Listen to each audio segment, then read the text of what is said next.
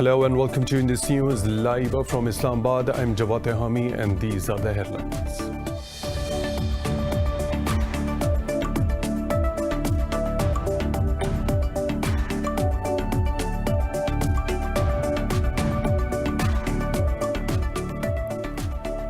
A special UN-backed court has found a Hezbollah member guilty of assassinating former Lebanese Prime Minister Hariri in a 2005 bomb blast.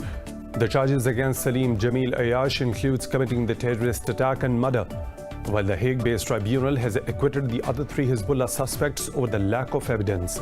The court also said there is no evidence that Hezbollah's leadership or the Syrian government were involved in the attack.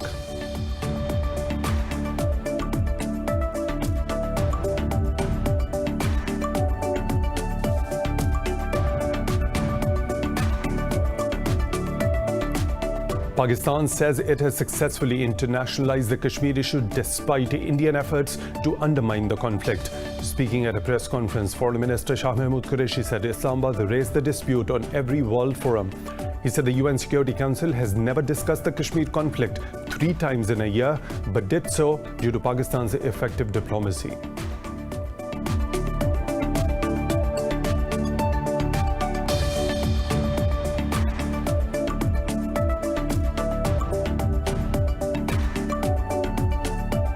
In Afghanistan, at least 10 people have been injured after multiple rockets targeted the diplomatic district in Kabul on the country's 101st Independence Day. The Interior Ministry says several rockets were fired from 2 vehicles in the city.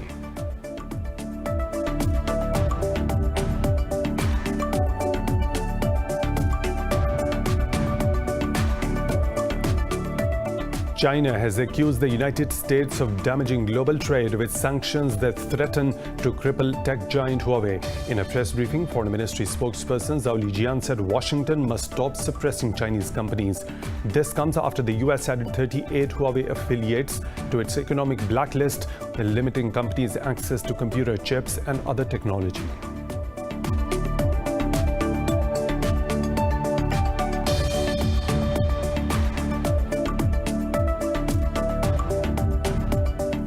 India has recorded the world's highest number of daily deaths from COVID-19 as 876 most lost their lives, taking the toll to nearly 52,000. Brazil has reported 684 deaths and nearly 20,000 infections in the past 24 hours, while the US has recorded 440 deaths overnight, raising the toll to over 170,000 with 5.4 million infections. In Pakistan, 15 people have lost their lives to the virus overnight, taking the country by death toll to 6,190. Globally, the pandemic has infected over 21.8 million people and claimed more than 774,000 lives.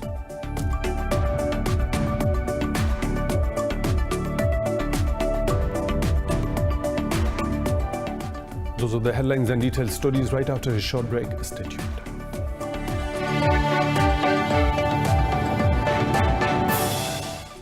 Welcome back, and now for the news in detail. A special UN-backed court has found a Hezbollah member guilty of assassinating former Lebanese Prime Minister Hariri in a 2005 bomb blast. The charges against Salim Jamil Ayyash includes committing a terrorist attack and murder, while the Hague-based court has acquitted the other 3 Hezbollah suspects over lack of evidence. Intentional homicide of Rafiq Hariri with premeditation by using explosive materials. The verdict comes more than 15 years after Lebanon's former Prime Minister Rafiq Hariri was killed along with 21 others in an explosion in Beirut. The assassination plunged Lebanon into what was then its worst crisis since the 1975 to 1990 civil war.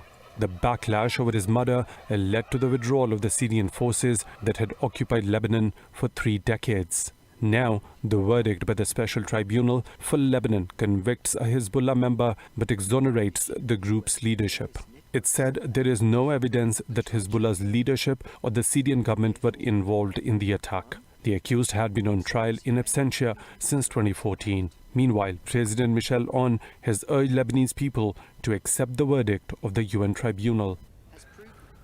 Pakistan says it has successfully internationalized the Kashmir issue despite Indian efforts to undermine the conflict. Speaking at a press conference, Foreign Minister Shah Mahmood Qureshi said Islamabad raised the conflict on every world forum.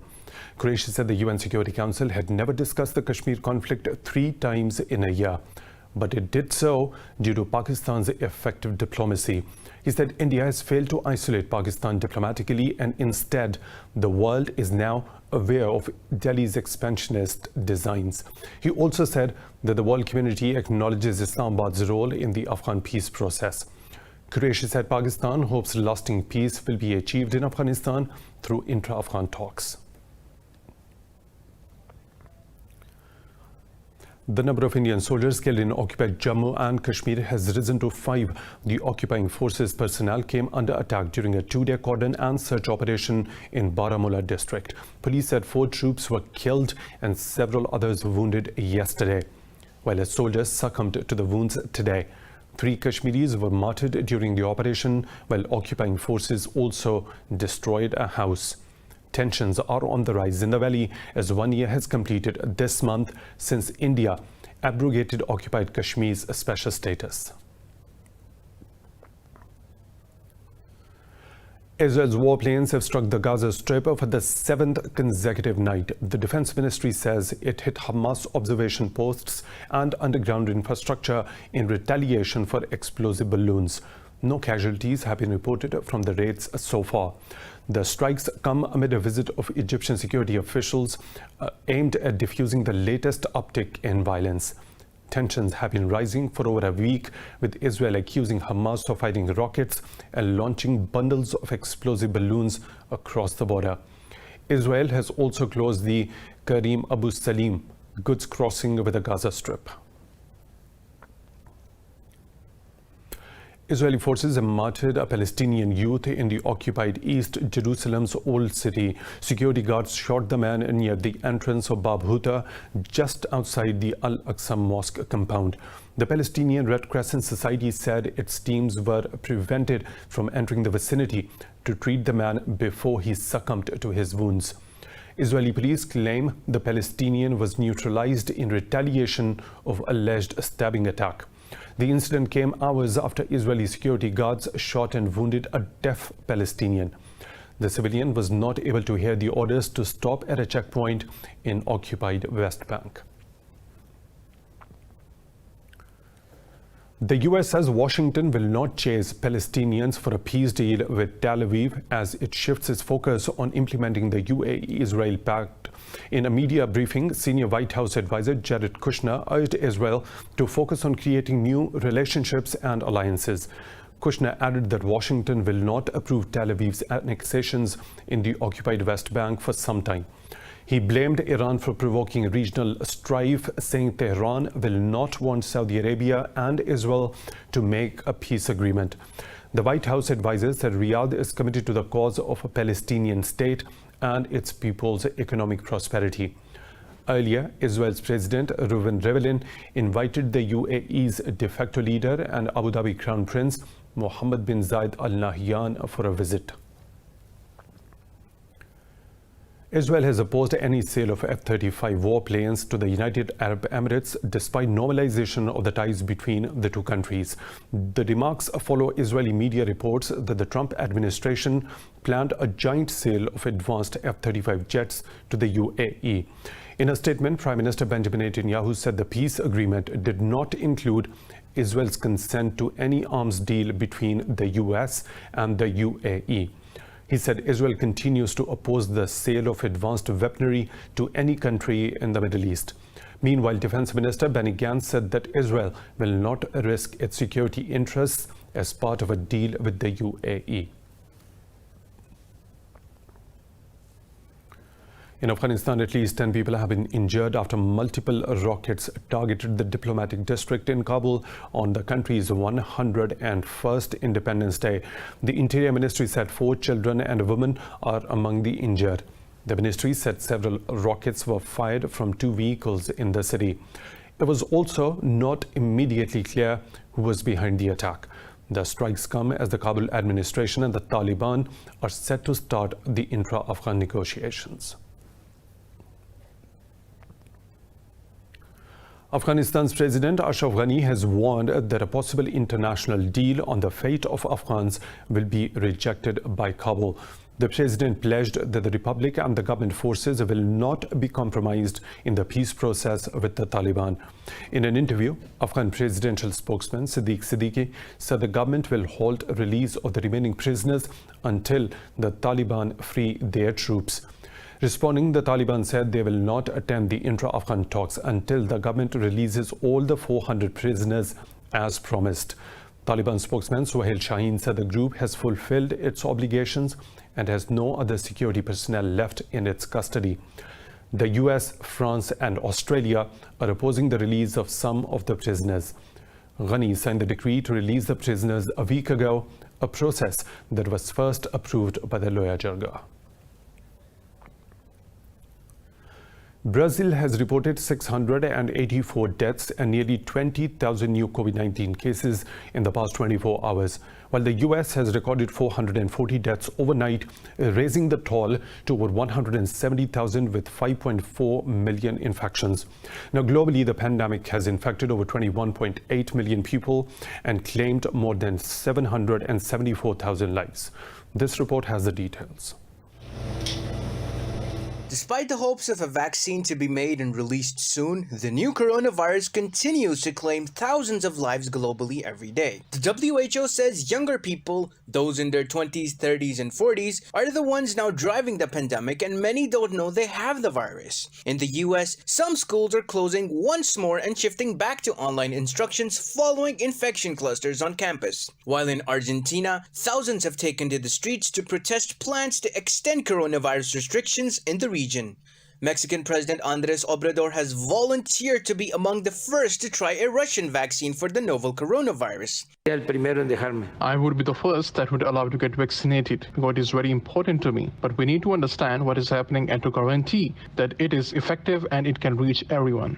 In Europe, the second wave has caused many countries to fall back to lockdown restrictions as they fight to control the outbreak. Down under, the Australian Strait of Victoria has reported its lowest number of cases in a month, raising hopes that the second wave might be slowing down. In New Zealand, the biggest city of Auckland remains under lockdown as the country reported 13 fresh cases. Prime Minister Jacinda Ardern hit back at US President Donald Trump for saying her country is experiencing a big surge in COVID-19. Well, obviously it's patently wrong, but again, as I say, those people who are following what's happening around the world will see New Zealand's status.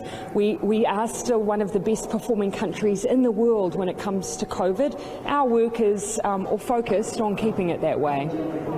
In Asia, mainland China has reported 22 new cases, all of them imported and no domestic transmissions. South Korean authorities are eyeing tougher restrictive measures as 246 new cases were reported overnight. India has recorded the world's highest number of daily deaths from COVID-19 as 876 more lost their lives, taking the toll to nearly 52,000.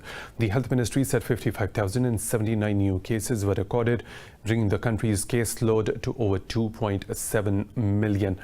It said there are still over 673,000 active cases in the country. The ministry said Maharashtra and Tamil Nadu states make up to 40% of all the confirmed cases. India remains the third worst hit country from the infection after the US and Brazil.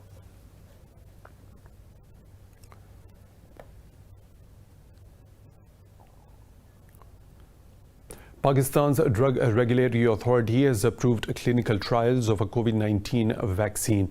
Officials say 200 volunteers will participate in a 56-day trial that will be carried out in collaboration with a Chinese company. In a statement, the National Institute of Health said the International Center for Chemical and Biological Sciences will carry out the test in collaboration with a Chinese company. Meanwhile, the Health Ministry said more than 270,000 people in Pakistan have recovered from the COVID-19. The ministry said the active cases have reduced to 13,600. It said 617 cases were reported overnight as the tally crossed 289,000. The ministry said 15 people have lost their lives to the COVID-19 in the last 24 hours, raising the death toll to 6,190. The Pakistan Air Force has reaffirmed its resolve to retaliate against any threat to the country. At the graduation ceremony of the 53rd Combat Commanders Course, Air Chief Mujahid Anwar Khan said the PAF is a professional force with high morale. Khan stressed on the need to cope with the contemporary challenges and evolved tactics and strategies. Squadron leader Mohammad Shafat bagged the Chief of the Air Staff Trophy for overall best performance amongst combat pilots. Pakistan's NERGIS MAVALVALA has been named the new Dean of School of Science at the prestigious Massachusetts Institute of Technology. The Pakistani-American astrophysicist will be the first woman to serve as the Dean of the School of Science. MAVALVALA was born in Lahore and raised in Karachi. She is renowned for her pioneering work in gravitational wave detection. She has received numerous awards and honors for her research and teaching. MAVALVALA will be the first woman to serve as Dean of the School of Science. She will assume her responsibilities from the 1st of September. More stories to follow, but right after a short break, stay tuned.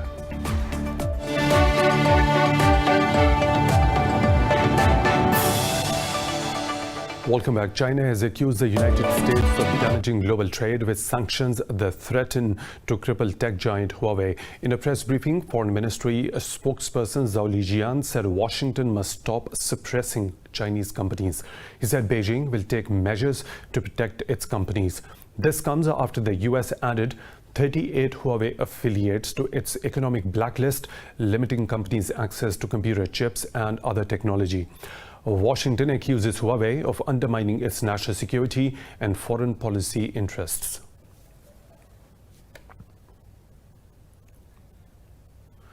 Russia has summoned the Dutch charge d'affaires in Moscow to protest over an incident of alleged spying. In a statement, Foreign Ministry said Moscow discovered a spy equipment in an official car of the Russian military attaché. The statement said these unfriendly actions further complicate the already difficult relations between the two countries. Moscow has called for immediate measures to prevent similar incidents in the future. According to Dutch public television, Prime Minister Mark Rutte declined to comment over the development. Espionage cases have multiplied in recent years between Russia and the Western governments. Japan's disaster relief expert team says it is working to minimize the environmental damage of oil spill off the coast of Mauritius. In an online press conference, the team's deputy leader, Keiji Takechi, said they have removed almost all of the floating oil. The Japanese bulk carrier MV Wakaisho struck a coral reef on July the 25th, spilling about 1,000 tons of oil and endangering corals, fish and other marine life. Takeji said the next step was to clean the beaches as much as possible to reduce the impact of what is being dubbed as the country's worst ecological disaster. Turkey says it has killed 3 militants of the Kurdistan Workers' Party in northern Syria. The Defense Ministry says the fighters were killed during Operation Peace Spring.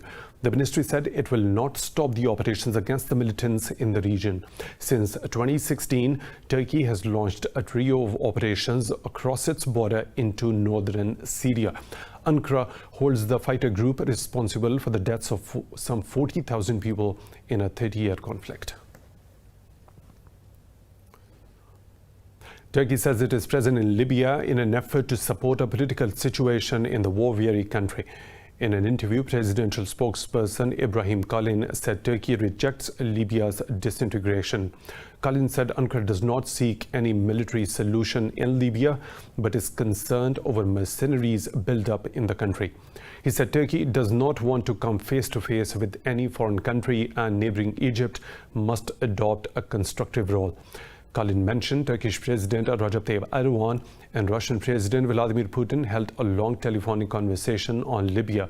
He accused Russia of supporting warlord Khalifa Haftar, but said Kremlin has sought to act as a mediator between Libya's warring sides. In Somalia, 7 people have been killed and 5 others wounded in twin suicide bombings at a military base.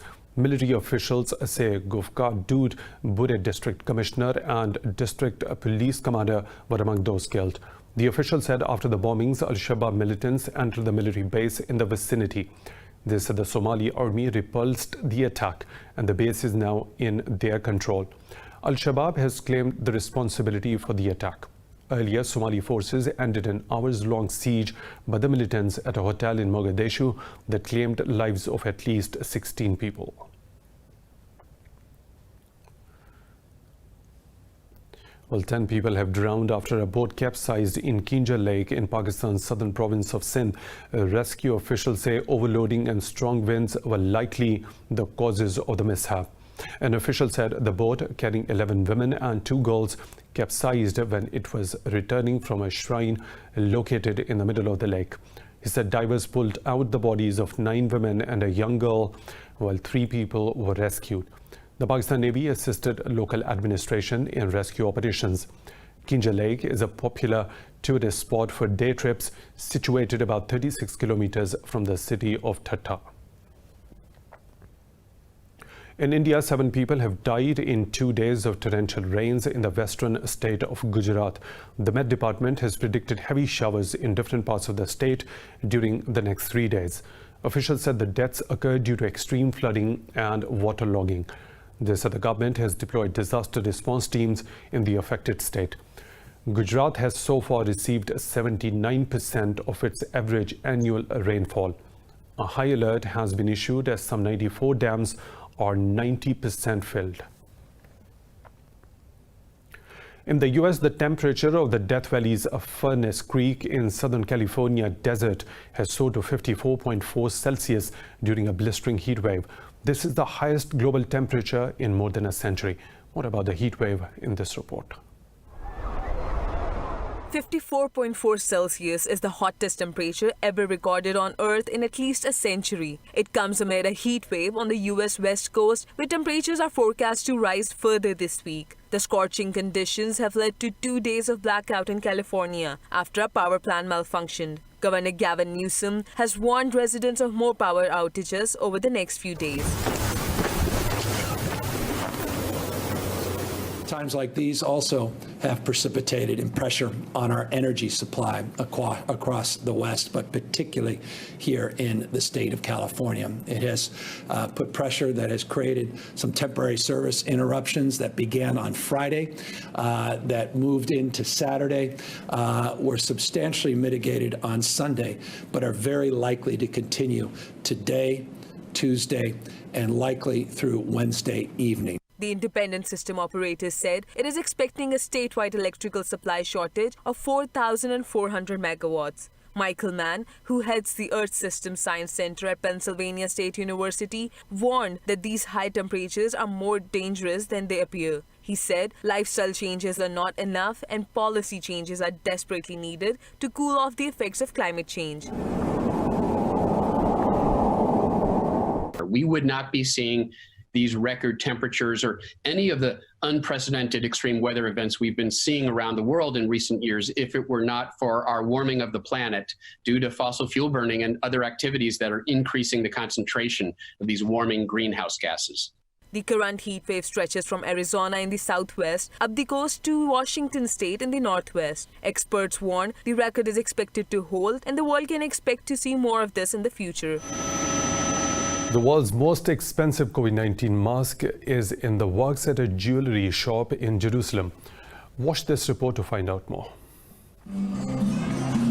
Israeli jewelers are crafting the $1.5 million object for an unnamed US-based client on condition that it would be the priciest in the world. Made of 18-karat gold and studded with 3,600 black and white diamonds, the mask will be fitted with an N99 filter to offer a high level of protection. I think it's a very expensive mask. I think instead to buy that mask, he could maybe invest into finding the cure to the coronavirus. But, you know, to the end of the day, he has all money, so he's able to do whatever he wants.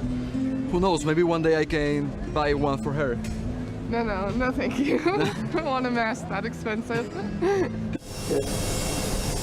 The jeweler plans to deliver the mask personally when it is completed in October. The mask, which a team of around 25 artisans is working on, might be viewed a lavish display of wealth during hard economic times, but for the designers, it is above all a work of art. We're very proud to be able to create such a mask that provides so much work to so many people that desperately need these jobs in these challenging times. The Glitzer face mask may not be a practical piece of protective equipment to wear, but it is expected to weigh 270 grams, over half a pound.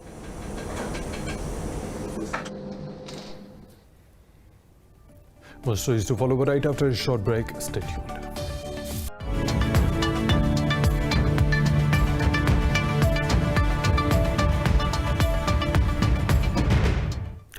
The US has set up a task force in partnership with Panama to crack down on money laundering and other financial crimes. In a statement, the US Embassy in Panama said the task force will strengthen investigation, disruption, and prosecution of money laundering and corruption.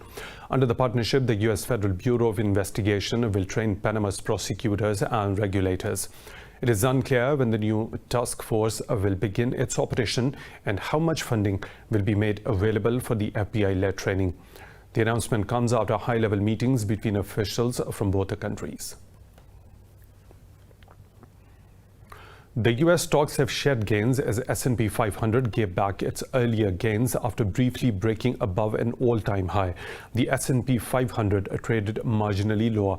The Dow Jones Industrial Average Index is down by about 0.5%. But Nasdaq Composite hit a record high with the shares of Amazon, Netflix and Alphabet rising more than 1%. Meanwhile, oil prices slipped after OPEC Plus said it is fully complying with the output cuts to support prices amid a drop in demand.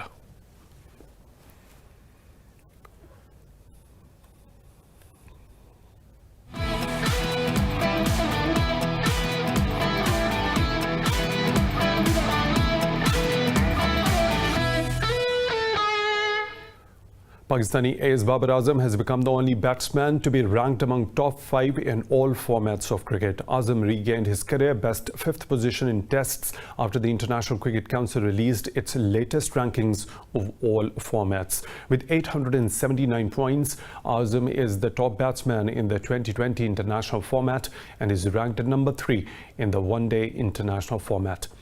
Indian skipper Virat Kohli tops the ODI batting rankings while Steven Smith is dominating the test charts. Mohammad Abbas also moved up to the 8th spot in the test rankings. Pat Cummins tops the test bowling rankings while Trent Boult is number 1 in ODIs. Among teams, Pakistan currently occupies the 7th spot in the ICC test rankings, 6th place in the 50-over format and 4th in T20s. Former Burnley and Manchester City goalkeeper Joe Hart has joined Tottenham Hotspur on a free transfer. Hart has signed a 2-year deal with Spurs after leaving the Clarets following his contract expiry on 30th of June. Hart fell out of favour at Manchester City after Pep Guardiola arrived in 2016. He lost his Burnley place to Tom Heaton midway through the first season. Hart will compete with Paulo Gazzaniga to be Hugo Lloris's deputy at the North London club. In football, Inter Milan beat Shakhtar Donetsk by 5-0 at Makrosh Spiel Arena to reach the Europa League final. The Italian side will meet 5-time Europa champions Sevilla in the final on Friday, seeking their first trophy since 2011. Strikers Lautaro Martinez and Romelu Lukaku hit braces as the utterly dominant Italians delivered a tactical masterclass in Düsseldorf. Martinez opened the scoring in 19th minute as Shakhtar failed to register a shot on target in the first half. Danilo D'Ambrosio hit the second in the 64th minute, while Martinez struck again 12 minutes later for the Nerazzurri. Lukaku got in late with a brace for his 33rd goal for the season, one short of legendary Ronaldo's record set in 1997-98 season.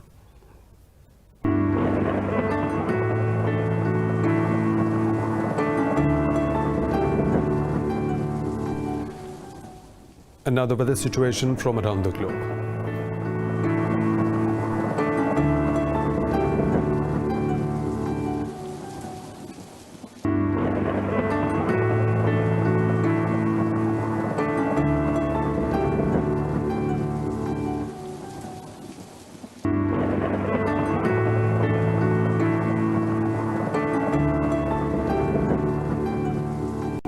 And that is all for now. For the latest updates, you can follow us on social media at Indus.News.